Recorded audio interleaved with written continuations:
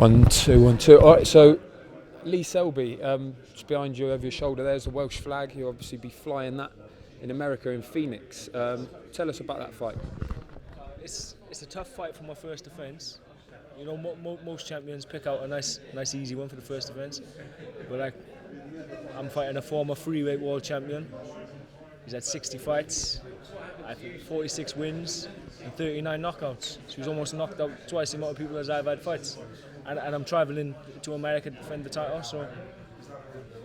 Experienced guy, isn't he? That's it, he's very experienced, 60 fights. I think he's been pro since, turned pro at 16. So it's like a 20-year career pro. I think it makes a statement if you go out there and beat him.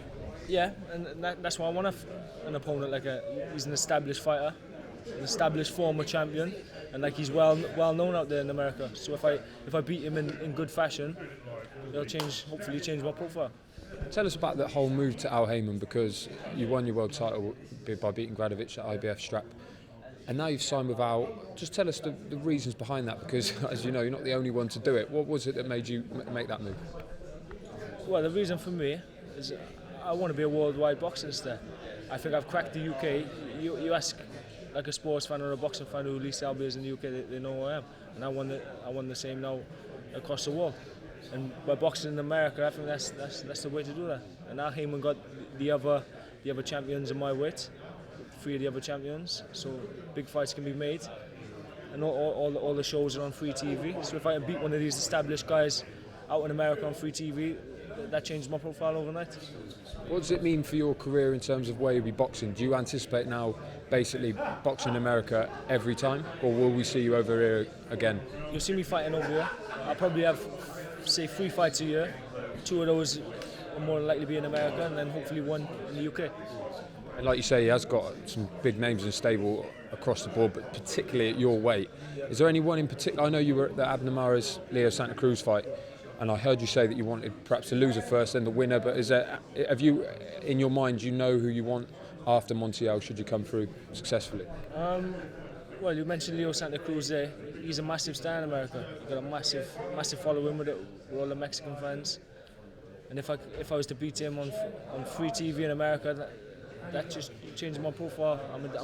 That's like the elite level fighters, and that's what I want. So I fight with Santa Cruz. That's what I'm aiming for. Do you think he kind of holds the key because he's got that Mexican-American fan base? He's obviously been successful, and that Mares fight was a big statement for him because he had been accused of cherry-picking his opponents, but now he seems to be, a real star again. That's it. He's proven himself as a real fighter, and that's what I want to do. I want to take his spot.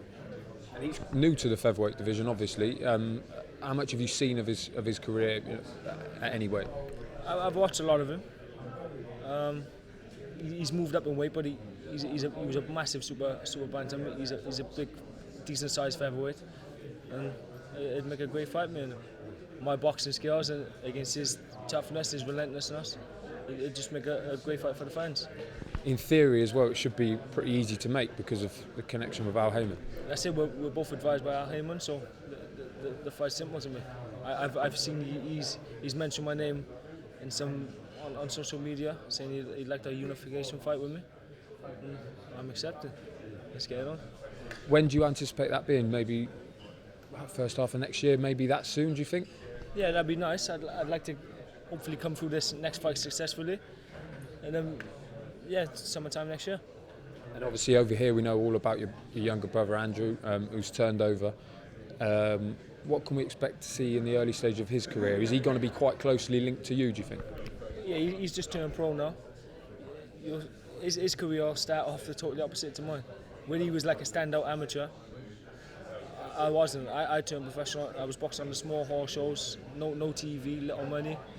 But you'll see Andrew, he'll be fighting in like sold out arenas, live on TV, and earning decent money. But I'm not saying it because he's my brother. He's one of the best boxing talents I've seen. He's just recently been out to America with me. We was out there for 2 weeks sparring, and every time he sparred, literally the trainers, the people he sparred with, they come around afterwards and saying how great he was. He's gonna make big moves as a pro. Can you kind of explain his style for those certainly in America who might not know anything about it? His style.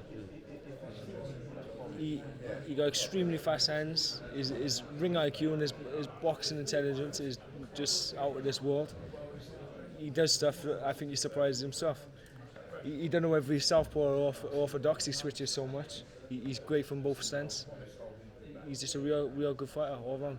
So the future's bright for Selby. Future's bright. Team Selby.